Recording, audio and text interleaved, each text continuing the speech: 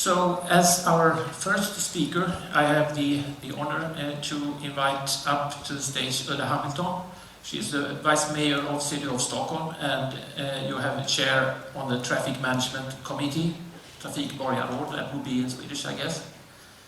You also chair the Planning and Traffic Committee on the Council for Stockholm-Mälar region. And you have promised us to talk about the situation in Stockholm and what you're doing to handle this situation. So, Ulla, very welcome.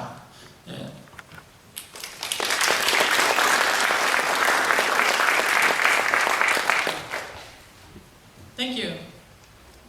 I think that one is working on its own, isn't it? Yeah. Well, yeah. This is how we transport ourselves in Stockholm today. Thank you for inviting me, it's a pleasure to be here.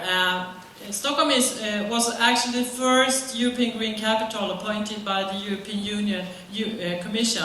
It was a great honor, of course, to receive the award, and it was also proof of our work in Stockholm, both historically and our ambitious plans for the future. Stockholm is today one of the fastest growing cities in Europe, actually. The region stands for 45% of Sweden's population growth. And in Stockholm City alone, we will be 1 million inhabitants in the year 2022, compared to approximately 780,000 2007. It's quite a rapid change. And this poses for opportunities as well as challenges, of course, especially a city on island as Stockholm is. An increasingly densely populated city does, for example, not equal more square meters of road, nor bicycle lanes, nor paved ways. So sustainable mobility is therefore the core in our work today. Cars are necessary for many people in Stockholm, but with the fast-growing population and the sparse capacity on our streets, especially in the inner city, it's really crucial that the traffic situation will get worse if we don't act now. And so one of our greatest challenges is the usage of private cars and how people actually can change behavior and choose the public transport systems, choose to walk or choose to use the bicycle. And we can see some changes actually already. Despite the growing population, last year we even saw a decrease of car traffic across the regional center. Many young people in Stockholm do not have a driving license, so which also affects the usage of public transport systems, as well as sustainable mobility as a whole, of course. To make it easy and reliable to use the public transport systems, riding bicycles and walking is therefore high on our agenda today. That is why we, with our new urban mobility strategy, will make way for public transports, pedestrians, cyclists, and transportation of goods. This means fewer parking spaces on the streets where many of our most popular buses run today. If the buses run smoothly, on time, more people will obviously choose to leave their cars at home and use the buses instead. Our subway and commuter rail system is also good, effective and reliable with a high usage. A month ago, Stockholm, together with 3 neighboring municipalities, the county council and the government, came to an agreement on extending the subway system with 9 new subway stations.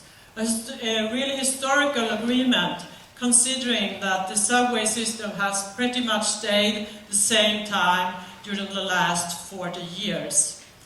With more subway stations, we can expand the city even more by providing the people of Stockholm with more housing developments and more workspaces. And when it comes to sustainable mobility, the subway is, of course, the most effective way to travel.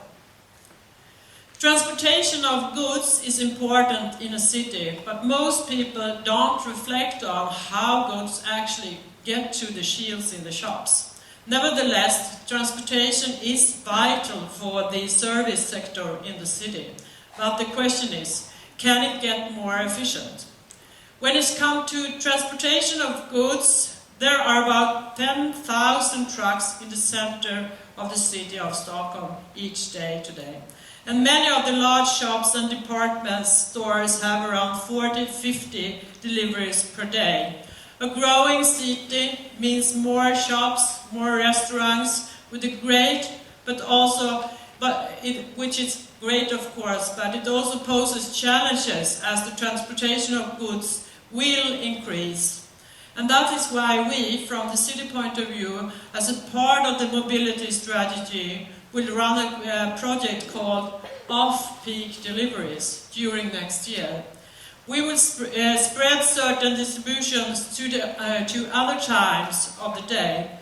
This could be late evening, during the night, or in the early hours in the morning to avoid the rush traffic.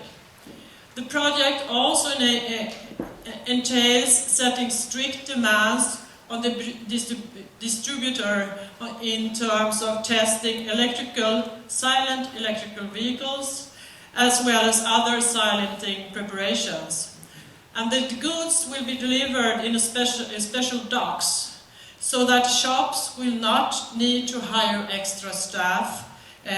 Instead, the ordinary staff actually can take care of the goods while they open the dock in the morning. And the pilot will start in certain dedicated routes, and we will see how it turns out. This will be in collaboration, of course, with academy and with different kind of businesses. Next fall, we will also do a test run of similar project in Biblioteksstaden, that's right in the city center, which is a very popular shopping area. At the designated spot near the shopping area, the shops will share a common station where the goods will be delivered, and from there an electric vehicle will distribute the goods to the shops in the area during a designated time slot. It will certainly be very, very interesting to see the result from these projects, which are actually a result of a workshop that we held last summer, and this discussion with the distributors, the industry and the property owners. A city strategy for the transportation of goods will be presented in the beginning of next year. So quite a lot is going on from this point of view. And in addition to the public transport system, our city plan, the walkable city, also means connecting and increasing the number of lanes for pedestrians and bicycles.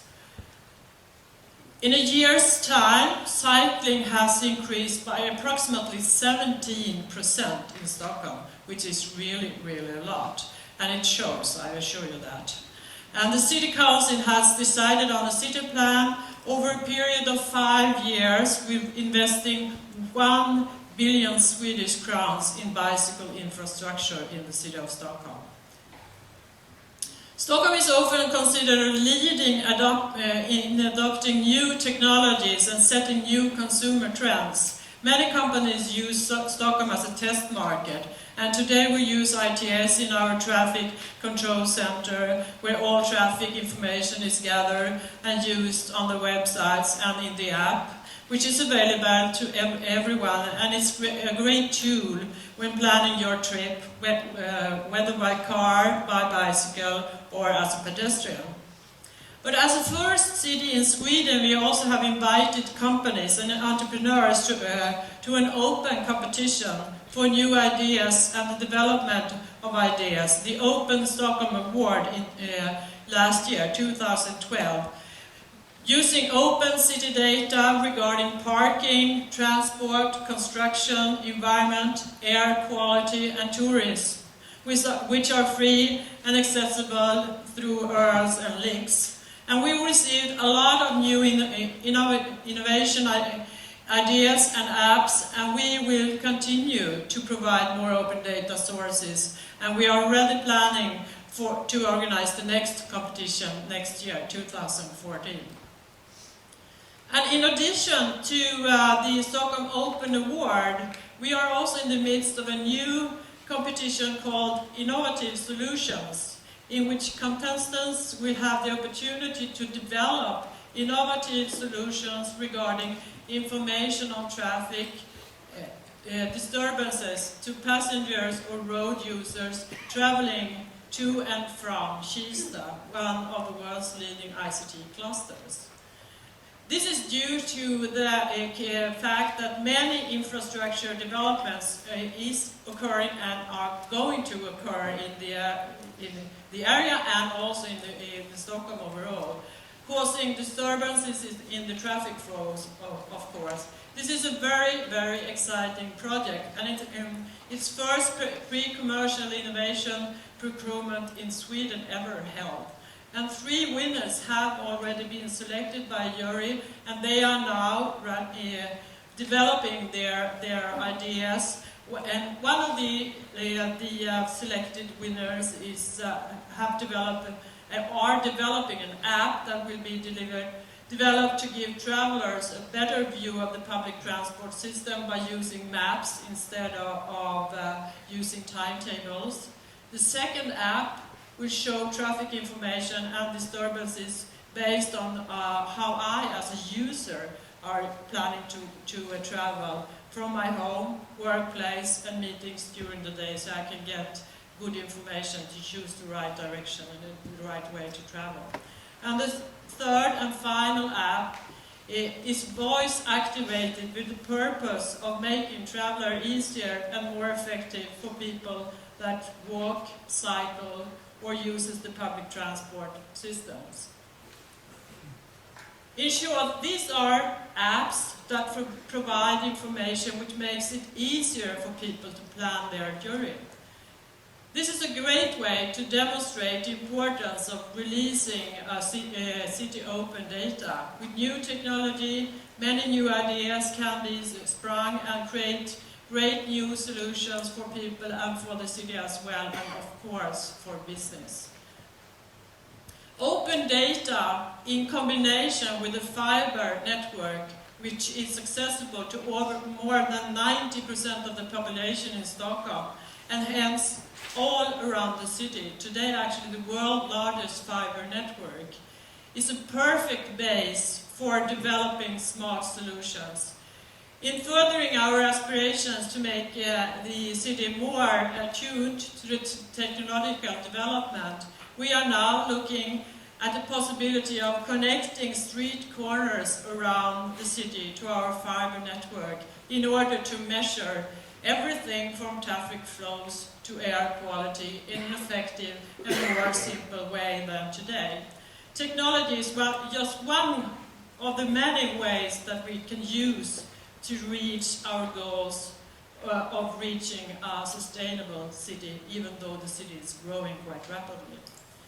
So a widely spread public transport system, based, of course, on renewable fuels, new technology, congestion charges for cars, a walkable city, and making it easier to cycle all year round, and smoother transports of goods are just a few examples of how we work in Stockholm City to achieve our goal of a sustainable city of tomorrow. But we will still have a long way to go. It's a lot of challenges and it's a lot of work. Learning from other cities and their experiences is the best way to go. We have to all work together to achieve the sustainable city we all dream of. Thank you very much.